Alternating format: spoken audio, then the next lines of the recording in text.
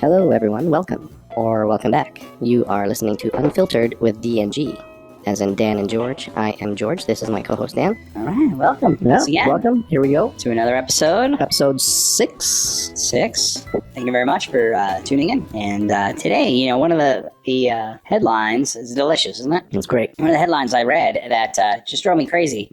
We got a child here, 6 years of age, taken from school, committed to a mental facility without even consent of the parents. And it just blew my fucking mind. And I say that just because a 6-year-old, I mean, really now, when we were kids, 6 years old, in school, what the fuck could you have possibly done to where you're taken and committed to a mental facility? Think about it. What could you have done? I mean, especially without the parents' consent.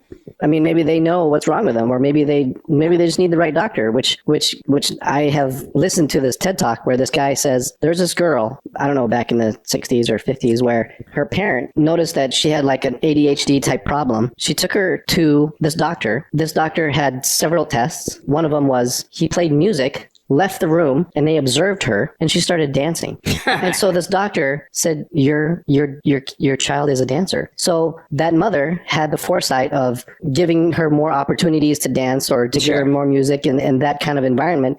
And she ended up being the producer for several Broadway shows later in life. Okay. But I feel like not enough parents are doing that. They're not discovering what their child wants to do or is supposed to do or is wired to do.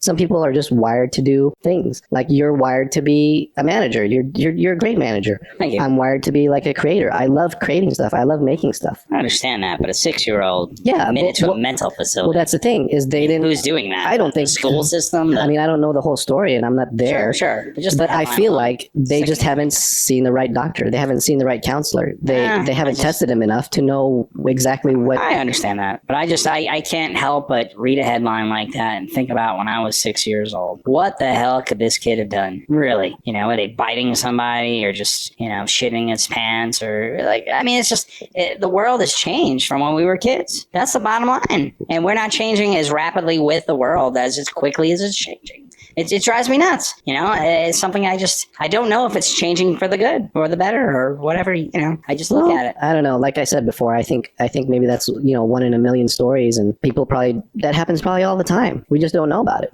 which is sad. It's unfortunate that does happen. How would you feel though if your kid was taken to a mental facility at school without your consent? Obviously, there's got to be something more to that story, because that's just that can't be legally right. Fake news once again, right? Exactly. Probably just a little bait and switch kind of a headline. But I read that it just affected me because it all comes down to like all these school shootings and mental illness and drugs and opioids, and it's just like, where's this world going, man? I can't help it. I just feel like are we the normal ones, or is there even normal anymore? Think about it. What's normal? Yeah, I think the world is for the most part normal. Do you think so? Yeah, we hear the stories that are louder than others because those are the ones that make headlines. Yeah, you're not going to hear someone, Johnny took his family to a picnic the other day and they had a great time. Right, that's it's all not negative. news. Everything we read is negative. But Johnny took his family and drove them off the cliff. That obviously is going to make a better story than Johnny taking his kids to a picnic. We have to sensationalize everything. It's got to be exciting and hot and fun and dirty, and it's just, I don't know. There's just something about the world where it's going, and I wonder what it's going to be like 30 years from now when we're old men. Because already I feel old compared to most. But when we're like in our 60s, 70s, 80s, God forbid we live that long. What do you think this world's going to be? What do you think these kids today? Because today's 20-year-olds are going to be us. 30 years from now, they're going to be us, basically. And they're morons today. I mean, I can't help but say they are morons. I don't see any hope for humankind. Are they? Are the majority of them morons? The ones I come across. I think the ones that make an impression on you are morons. The ones that stand out are morons. But I think the majority are good kids. But they stay quiet. They stay in the background because they don't. Because obviously they're normal and they just do normal things, so you don't notice them. I guess so. Look at this article. A man who took his phone to the repair shop ended up in jail on child pornography charges. It never ends, man. Oh well, but I don't know.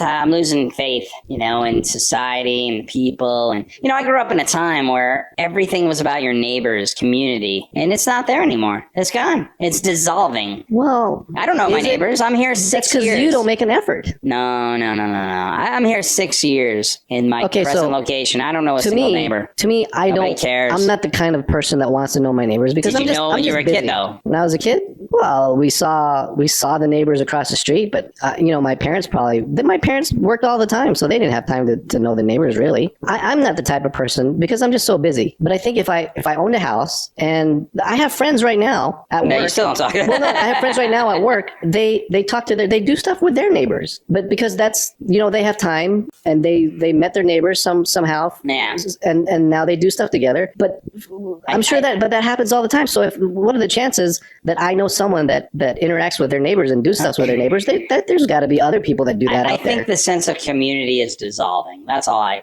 think it's dissolving. I'm not saying it doesn't happen. I think that from when I was growing up in the 70s, I see a huge difference because back in the day, and I know I'm not that old, but in the 70s, 80s, there was a sense of community. People lived and grew in a community and you knew your neighbor. Nowadays, everyone's mobile, moving around, and no one stays where they're fucking growing up, and it's different. There's not really a connection, and that's how I feel. But well, because I think people are so busy. But even whatever it is, but there's a sense of that's what changes community. Like, for instance, I don't know if my neighbors are out of town. I don't know to watch their property. I don't know if there's a stranger breaking in, and I don't care because they're not watching my back. I'm not watching theirs, but I don't know anyway. And so, but what I'm saying is, there was a time when I was growing up. I grew up in New York City. I would know if there was a stranger on my block, let alone a neighbor. I mean, we knew and we were there for each other, and nothing happened when I was growing up, and it was different. It was just a different world. Now, maybe I got very lucky and it was very fortunate where I grew up, how I grew up, and the people I grew up with.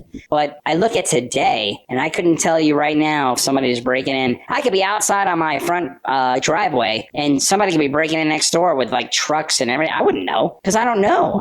And it's weird because I'm here 6 years, but there is a difference that I see in community. And I think that's the beginning of the end, in a sense, when I talk about that, though, from racism. If you know your neighbors, everyone's different, but you don't know them. So you don't even know what to like. My next door neighbors are all Asian. They speak no English.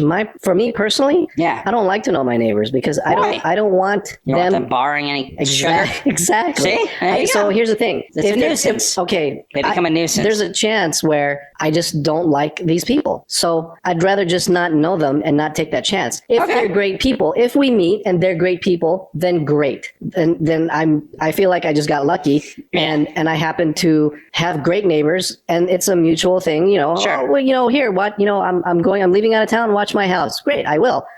Hey, do you have like a screwdriver or drill I could borrow? Oh, sure, here you go. And they return it. They even clean it maybe, or they return it better than what it used to be. But that's a great neighbor. Hey, come on, we're having a barbecue this weekend. Come on over. And because I like them and I like their personality, that's great. I will accept. Sure. But I feel like I'm just kind of a picky person in general. Yeah. And I most likely won't like your neighbors. my neighbors. I agree. Because maybe they could be drunk. They could be, alcoholics. Sure. They could just be idiots. Yeah, you don't want to deal with them. I don't want to deal with them. I don't want to hang out with that. I don't want someone borrowing my shit and returning it broken or in worse condition. No, I get it. And then it's awkward because now that you lent them something, it's like now I don't want to loan them anything. I don't want to talk to them. And now it's awkward. Now it becomes awkward because they might want to borrow something, or it's like, well, hey. And I understand that. And so I just don't even want to take that chance and just not know my neighbors. But that's where we're in society, where people don't want to know their neighbors. But that is somewhat what I believe is the downfall of society. I honestly believe people not knowing their neighbors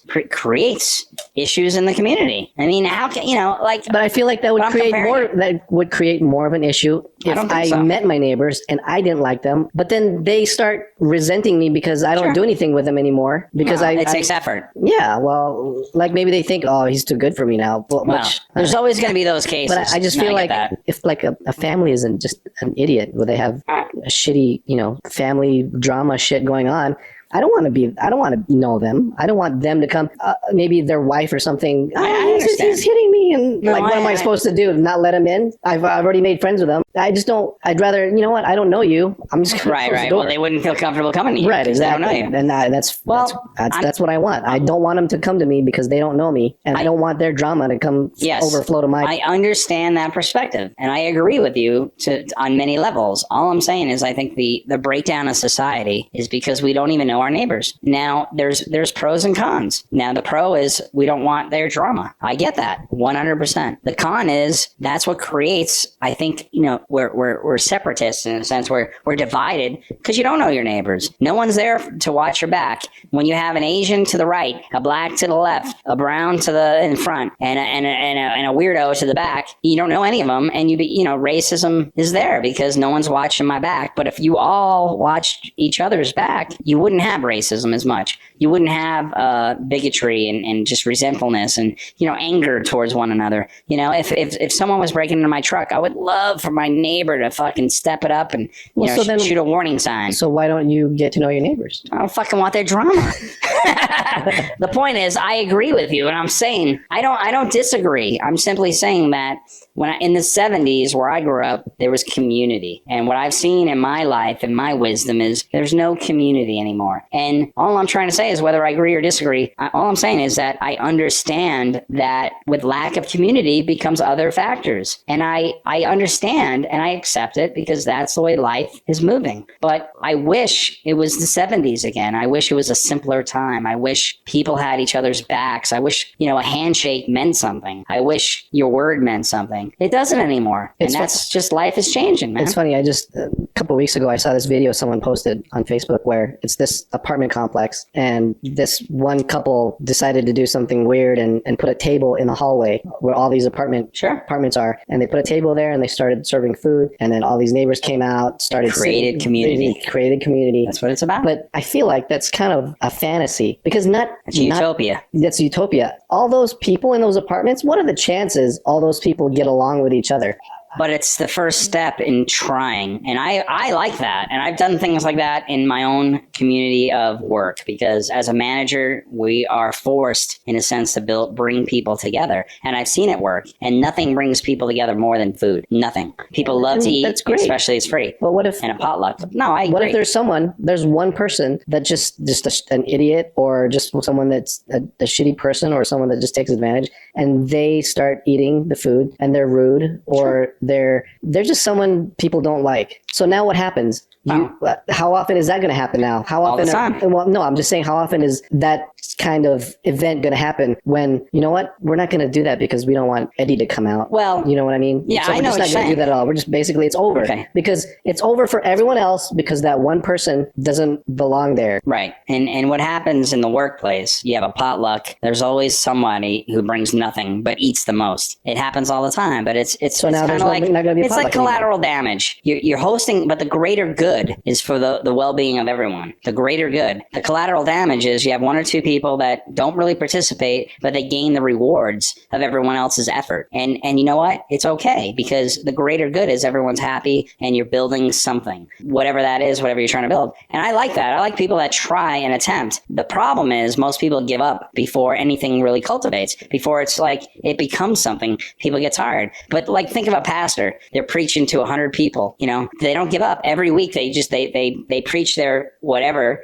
and maybe they get one person out of the 100 that becomes part of their flock, and they hear the message and they become, and the other 99 they give up. And the next week, 100 people, one person, and to them building their community. They build their community, but the greater good for them is the one that they built, and the other 99, well, we didn't reach them, and I get that, and I understand, and I appreciate. And so here's another thing. I really actually appreciate that. Here's another thing. Other than being selfish, I don't have the time or effort to have more friends. I feel like be obligated. I feel like I want to, obviously we're friends, right? And I want to do this, and I want to do stuff outside of this. It gets harder as you get older, and that takes effort and time. If I had 3 other friends, it's almost as if I can't equally divide my time and effort to those other friends and stay close to everyone. Right. I'd rather just stay close to 1 or 2 people. Right. So but I feel natural, like though. I feel like that's what happens when you have that little, that dynamic where someone puts a table in a hallway and every week let's do this, or once a month let's do this. Well, I don't have time. I I want to concentrate on my friends. Maybe that week or that day, I agree. that's the only time I can spend with my friends. So I'm not going to be there. I think there are those that are like, saints in a sense, modern day saints, that they make the time and they try. It's somebody who, do you want to make the effort or not? I go to church for the last 8 weeks, basically. This is something. All right. It's not for me, but I do it out of support. It's my girlfriend. And I've not regretted 1 week at all. I don't find it a waste of time. I find it entertaining. I find it almost, I'm not there yet. I can't say spiritual, but it's an eye opener. I think it makes me think about other things. But yet I don't find it. Yeah, but I have to make it a priority in my life to go. So I schedule it. And people like this that want to build community, they make it a priority in their life to schedule that works with their schedule. And they're hoping 1, 2, 3, 4 people make it a priority. And I like that. I respect that. No, I think it's great. I think it's great. I respect it. I do. I mean, I'm all for community and getting to know people and getting to know different experiences, different cultures. I think that's great. I agree. There needs to be more of that. But that's our downfall. There's people like me that feel like they won't want to put the effort in because they don't want to be bothered with. And those are the people that fall off. I guess I'm part of the problem. Not the problem. It's just, all right, for instance, I think, and from everything, my own wisdom of life and years is like church. Not everybody believes in the message, but what they believe in is community. There's a common denominator that they feel comfortable about. They're building community. And most people agree with that. That's a good way of looking at it. But that's the way it is, And then this woman and this story building the table, and she's trying to build community. That's her church of her message of community. And if she doesn't give up, if every week she does this, within a year, 52 weeks in, she'll have a community of people who care more, love their neighbors, they're out for each other, they're backing. I'm telling you, that's how it works. And being a manager for 33 years, I build a community of sorts. And unfortunately, my workforce doesn't stay with me for 33 years. They move on. And so I'm constantly trying to build. And it's tough, but I would love a community where I live and people, because most people, when they live someplace, they're living there for a number of years. I would love that. And, I don't do it right now, and I think I want to a level, but I don't think enough people care enough about community. Now, in the 70s and 80s, it was different because there was no social media. You grew up and lived in an area that was your life. Your friends were your family. They were probably closer than your real family. You know what I'm trying to say? Yeah. And it's different. And I miss that. I hardly have time for, I used to hang out with a lot of people at work, and we used to try to coordinate schedules and have like a game night, or when someone's having a birthday or something. But everyone's schedule is so different now. I don't even hang out with the people I know I like. It's tough. I feel like that's a hard task to accomplish when you try to build that kind of community. It's tough. It's very tough. But the ones that find value in it, there's always a lost soul, and lost souls find each other. And I question that person's personality. Why are they a lost soul? Why don't they have friends? Why don't they have friends? I don't question That's one my bit. question. What I question are those suicide bombers. I bet they didn't get a blowjob in 5 years. Because so maybe there wouldn't be so many. Souls. So maybe there wouldn't be so many shootings and if they had friends, terrorists. If they had friends, if they had that community, if they had community that was positive, they had friends that loved them. If they were getting their dick sucked, they wouldn't go run off and into a shopping center and blow themselves up. That's a possibility. It's a guarantee. They would say, "I have more to live for." I mostly blame the parent. Okay, it's back to parenting. All these people that did these shootings, I think they were all fucking. A couple of them got the weapon from the mother or the father. Well, and it's like, first of all, they should have had it locked up, or second, they should know what their kid is doing, or what their kid's state of mind is. I don't blame the parent on that. Anybody that goes on a mass shooting spree now. I almost want to investigate. We're going to disagree on this one. What was your routine with this kid? Oh, I worked all the time. I didn't have time. Or I know my kid is good. Obviously not. I'll give you that. Obviously he wasn't good. My honest opinion, any kid that goes on a mass shooting spree, which is primarily a white, young teenager, middle, it seems to be white kids doing this, but I honestly believe it's all mental issues. I mean, it's not that they had easy access to a gun.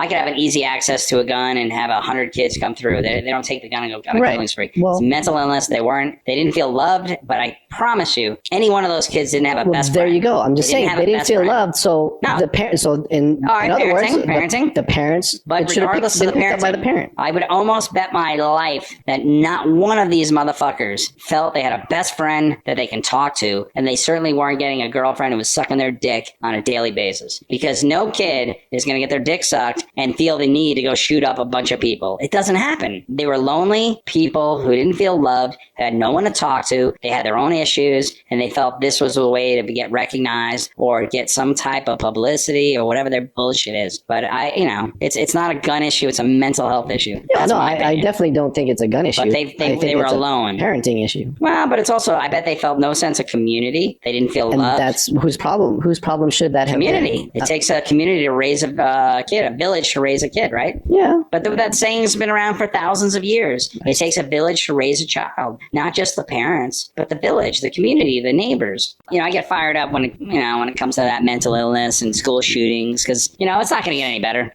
We got to be prepared. It's going to be the new norm. We all know it. Everyone knows it. It's the new norm. It's not going to stop. And it's sad that they're teaching kids. We used to do exit and fire drills. Now it's mass shootings and Well, I mean, you adapt. You adapt to the times, and you adapt to the times. If that's what's happening, then you adapt to it. I mean, it's not a bad idea to have a plan. Right, but it's the new natural. That's what it is. It's the new norm. Yeah. It's the norm, and it's sad. I'm not disagreeing. I'm all for guns. I love guns. I own many, and you know why I got a gun? Well, I had guns beforehand, but I saw the movie The Strangers. You ever watch that movie? Yeah, fantastic movie. Own a gun, which hardly ever happens. It doesn't matter, but if it happens, I'd rather have one and not need it than need it and not have it. All right. Just like a condom. You're right. Yeah, you ever been to one of those clubs? I don't have a gun. I've never. You have a condom? Well, yeah, I've got condoms. Because you might need it. You don't want to need it and not have it. Right. That's all I'm trying to say. But I keep a shotgun right next to my bed. I got a 9mm and a 380. That's Someone starts banging on my door, the cops ain't gonna save my ass. Right. No. I mean, really, seriously. How long does it take? George, you used to be an officer of the peace. I should have a gun. No, but how long will it take? Yeah. And if it takes if it takes 1 minute, it's 1 minute too long. Exactly. And so, I'm a big believer in at least being able to protect you, your family, and so forth. But I'm now a Texan. I don't disagree. That's all I'm saying. I'm not saying you do, but I can't imagine anyone being against guns or not owning a gun. That to me is amazing. And again, you have your right not to own a gun. Hey, I'm not forcing you to own a gun, but don't force me not to own a gun. Right. You don't have to own a gun. Right. No, that's my philosophy. Absolutely right. Yeah. Like you could be against anything in this world, but don't, put it on me to have to follow your beliefs. You know, you live your life. If you want to live in the jungle in a tent with no weapons, no knives, that's fine. And when a bear comes and eats your asshole, that's on you. I'm not going to be there. There's a saying, there's a guy named Wayne Dyer. He was this motivational speaker or inspirational speaker. He passed away now, but he said, either he said it or he read it or he, read it somewhere. Either way, I got it from him. He said, everyone has the right to do whatever they want as long as they don't prevent someone else doing what they want. It's fantastic. I feel like that's such a great saying. Absolutely. You're free to do whatever you want. I don't have to like it. Live free or die trying. Don't prevent me from doing what I want either. And I agree. I couldn't give a shit about a transy that wants as long as it doesn't hurt. As long as it doesn't hurt somebody. So people argue, well, this person's shooting people. Well, what do you think about them? Well, then they're preventing that other person from doing what they want because they're killing them or they're hurting them. You would be against that. Yeah, I would be against that. So that basically that saying still holds true. Anyone should be able to do whatever they want as long as they don't prevent someone else from achieving whatever they want to do. Right. Or, I could see hurting the community or something that would hurt us as a community. I mean, if they're doing something that hurts the earth, that would internally hurt the rest of the community. Right. Yeah. That shouldn't happen. Me owning a gun? Yeah. Should not. You should be able to own a gun. Absolutely. Second Amendment. As long as you don't prevent someone else from not owning a gun. Right. Exactly. If you don't want to own a gun, that's fine. Yeah. I don't comprehend it. I don't understand why you wouldn't want to own a gun. But if you don't want to own a gun, then don't own a gun. That's fine. I'm not going to force you to own a gun. I guess some people are uncomfortable with guns, or they don't want their kids near guns. I guess that's their right. But then they should, if they have a gun, they should teach their kids how to handle the gun. Gun safety. I mean, safety. I took a course. I took many courses over my lifetime for gun safety. I mean, I still get nervous with a gun. When I carry a gun, I don't keep it in a chamber. It should be practiced all the time. Absolutely. I get nervous and I'm trained. Right. I don't keep it locked and loaded. My dad keeps it locked and loaded. I mean, it's already cocked back. He just has a safety on it. He's going to blow his dick off. And again, I think he'd be like, but he's very comfortable with it. He's an ex-police officer. He knows how to handle a gun. But his whole take is that he'd rather be judged by 12 than carried off by 6. That's his philosophy. I love it. Love you, Pop. That's a shout out. That's good. But I mean, that's his philosophy. He's not going to go out dying because he's unarmed. You know what I'm saying? He's not going to get shot. He's not going to become a victim. Right. But at the same time, he's going to blow his cock off because he keeps it in his pants. Something's going to happen. You know when you have a safety button. Yeah. It's that always there are other officers. When I used to work for the police department, there were officers that carried their gun with the hammer cocked back. That's crazy to me. But I'm not comfortable with that. But I wouldn't tell someone else that they can't do it. Right. That's all. I find that crazy. But I love the fact that I own a gun. I don't travel by car without a gun. I wish we could travel by plane. But I won't go long distances without a gun in my car. I'll break down. I've seen The Road Warrior. I know what they do on those fucking... I've seen it. I've seen movies. That is why I carry a gun. I've seen them. They exist. What are you going to do? Let's just say you got a fucking bombshell. You got a bombshell in your vehicle. You're in Texas. You're driving to San Antonio. There's nothing between El Paso and San Antonio. You got 8 hours. It's the largest state in the fucking, in our country. You break down halfway through, right? What do? Now you got to walk. You don't want to be protecting yourself and that bombshell pussy? Come on. First of all, any group of fucking marauders, they're going to kill your ass and rape her. You got to defend. You got to. All right. I'm just saying. All right. No, I speak passionately about these things. That makes sense. You're not wrong. Okay, but then there are people out there that go, well, if that's what God decides, that's when I go. Fuck that. I choose when I go. You want to talk about God? I love God. God's on my side. He loves me. That's what I've been told. It's funny because every time there's something good that happens, they thank God. Sure. But, the other numerous disasters, killings, violence, all that other stuff, where's the thanking God or where are you God statements? You know what I mean? Well, it's like God can never do anything wrong. Everything bad that happens, no one ever says anything. That's the devil. But everything good that happens, God's doing. And it's funny to me. I've heard some episodes of what is it, the crime, what's that show where you have a criminal and they do this violent thing and then there's so many anymore, like Forensic Files. Forensic Files, that's it. So show. Forensic Files, right? I was watching this Forensic Files episode and there's this guy that brutally and violently killed, his family. And then what did they do wrong? Here's the thing. They violently killed their family, but one of the family members of the family that got killed, at the end, long story short, at the end, they said, thank God for the detective that solved this case and put this man in jail. Thank God for them. Oh, but the time where this guy got murdered violently and where was God there? And you're right, exactly. Yeah. Exactly. That this just amazes me that this is their mentality. Thank God for that detective. Well, where was God when my family was slaughtered? Yes. No, I understand. I do understand that. It is tough on that. I don't really get it either. I understand both sides, but it's a tough one because I've had my own personal tragedies, family tragedies, things of that nature, and it's like, how does God take all the good credit but not the bad? But he's part of everything apparently, and then it's to make us all stronger. Well, so I don't know. I don't get it. I don't not believe in God. I feel like because I can't prove that he doesn't exist, and so I you can't believe prove him that just in case when. So no, when here's the thing. up. I'm agnostic. I'm not exactly sure. For or against. I'm not exactly sure the definition of agnostic, but from what I understand, it's you believe what you see. That's the agnostic kind of definition. That's the agnostic approach. So he could possibly be there, but I don't think he cares either way. He or she or it cares either way what happens to people. That entity was there to create but just that's it. I don't think they're there to either influence someone to do good or anything like that. They're just there. Well, I agree.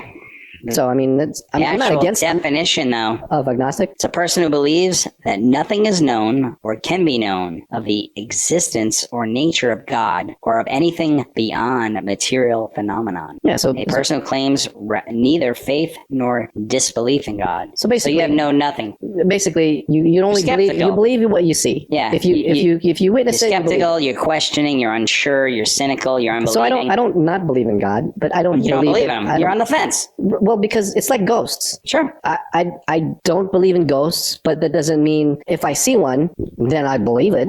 But even then, I feel like there's a rational explanation of why I'm seeing this, because I feel like if ghosts were around, we would be hearing them in the news all the time. You would look for the scientific fact first. Yeah. I get it. I mean, it's just hard for me. I don't know what I believe anymore myself, even. I believe in. And the brain is an amazing thing. It can make you see things. Okay, but you get knocked in the back of the head and you see something different. You joggle your brain around a little bit and suddenly you see different colors. You get cancer, you have a tumor in your head, you see things. Suddenly you smell words. I mean, you don't know. That's what I'm saying. It's very odd. The brain is a very powerful thing, like these autistic savants. It's crazy. They can listen to something and then start playing it on the piano instantly. It's amazing. I feel like, anything can basically happen, and someone can basically believe anything, and that's them. I believe them. I believe that it's happening to them. I believe that they believe it. Right. But if someone were to tell you just saw a ghost, you believe that they saw a ghost. But not necessarily do you believe in ghosts, because you didn't witness because it. I didn't see it. Right. So I'm still skeptical about them, and I feel bad because they saw it, and I'm like, okay, well. But what about the thousands of people that witnessed? The thousands of people that saw UFOs. Do you believe in UFOs? So here's the thing. There's always a thing. Well, is it 1,000 people altogether that saw the same thing? No. Or is it one individual seeing this, one individual seeing Let's that? say 1,000 individuals seeing 1,000 different accounts. Wait. Do you believe in UFOs? What? 1,000 different occurrences of 1,000 different people seeing 1,000 different instances of a UFO. Would you then believe in a UFO? Or do you need to still personally see a UFO? I would still personally need to see a UFO. You cocksucker. The only way I believe in UFOs. is, well, I do believe that there's other beings out there in the universe. There has to be. There has to be. Because you're not the most intelligent person. Well, so I would believe, like, if a crowd, like, let's say a concert, let's say an outdoor concert, okay? And all these, like, let's say 1,000 people are there, or whatever. Okay, sure. Whatever there is. There's this obvious spaceship that does this amazing maneuver. Okay. And usually a tic-tac. Whatever it is. And it disappears, and all 1,000 of them saw it and reported it. Yes. I would be more inclined to believe them. Okay. But then part of me thinks that it's man-made and it's not actually a UFO, and it's something maybe the government was doing. Sure. But I believe they did see something other than the plane, but okay. Even if I was there myself, and I saw this spaceship-looking thing, and it did whatever it is, some weird maneuver, and then disappeared. Sure. I would believe what I saw, but then I would be skeptical. It's like, was it really an alien, or was it a government type, or even a private type prototype of a vehicle that did that? I would be more skeptical. I would be more skeptical if a large group saw one occurrence than 1,000 people seeing individual occurrences. That would be more believable to me. But that's just the way we think. Because I think, there could be a man-made item, whatever, spaceship, a ship or whatever, and everyone saw. It could be a blimp or whatever, some kind of satellite or whatever. And I do believe in UFOs. And the only reason I believe in UFOs is there is absolutely no way human beings could be the most intelligent life force in the world. There's no way. I think there's other beings out there. I think there's other worlds out there that has to be living things. There absolutely has to be. Because we're the dumbest fucking creatures ever to exist. Because we have... I don't think we're the dumbest, but I feel like we're not as advanced as we should be. Well, the problem with that is... regulation and protesters and... But the problem is there's a handful of intelligent people. But if you were to go quiz and ask anybody, how does a cellular phone work? Nobody knows. Right. We don't know how electricity works. We, as people, we're the dumbest fucking monkeys out there. We don't know anything. There's a select few that know how the world operates. How is this made? Well, it's because we don't care. Whatever. We don't. We're also we don't dumb. need. We don't need to know. We take it for granted. But think about it. What do we really know as society? I'll take that statement. It's just I don't think we necessarily take it for granted, but I think we do. Don't think we need to know exactly how it works. But, I mean, I appreciate cell phones. I appreciate electricity. But we don't know how this works. But so what? So what? We're dumb as a human species. We're not smart. I don't know why. I mean, there's a select few that understand. But I always said, if it was up to me, we'd still be living in fucking caves, and I'd be bopping my date over the head with a fucking brick. I don't know how things operate or the way they work. Well, that's because you didn't need to. You don't have any interest in. But if you had to, let's say society broke down. For some reason there's a zombie apocalypse. Okay. And electricity started shutting down. But then there's this. Let's say the internet miraculously still worked. Okay. So now you're looking up how does electricity work? Oh well, if you can't get it out of the grid, you'll have to get a solar power. You have to get solar panels. So now you go out, get solar panels. You go out and get solar. I'm just saying. All right. Like, let's say you were able to look it up on the internet and you would learn how to make electricity. Remove the internet. What I'm trying to say is, if you don't see it now, you're going to see it soon. Because I'm a little older than you. Okay, well, I'm just saying, just for example. The internet tells you everything. Just for example. Okay. That's my point. There's the house beside you is abandoned, but they have solar panels. Okay, and they're obviously set up for solar. Okay, so remove the internet, though. The what? Remove Google and the internet. But I'm just saying, you would want to know. You would want to learn because you need to. Because you need to. So if the information's there, you will learn. But because you don't need to know how electricity works, you don't need to know that. What I'm saying is, remove Google, remove the internet. Okay. And if society crumbled, there's a handful of people that know how this works. Okay. We don't need to know because it's there at our fingertips. Right. What I'm trying to say, though, I think we would eventually have to learn. I think we would learn. How? Well, how do you even create a solar panel? Like, who knows that? I mean, you have to get materials. Think about it. If you had to make ammunition, a bullet, how are you even creating the cartridge and then the gunpowder? I'm just saying, if you had some kind of information to make it, you would learn. If we remove the information, which is Google these days, the internet. Well, you're basically starting from scratch. The internet's 20 years old. Right. No, you're basically going to start from scratch. But I would be dead in a year. I'm fucking my neighbors, and I'm eating their flesh.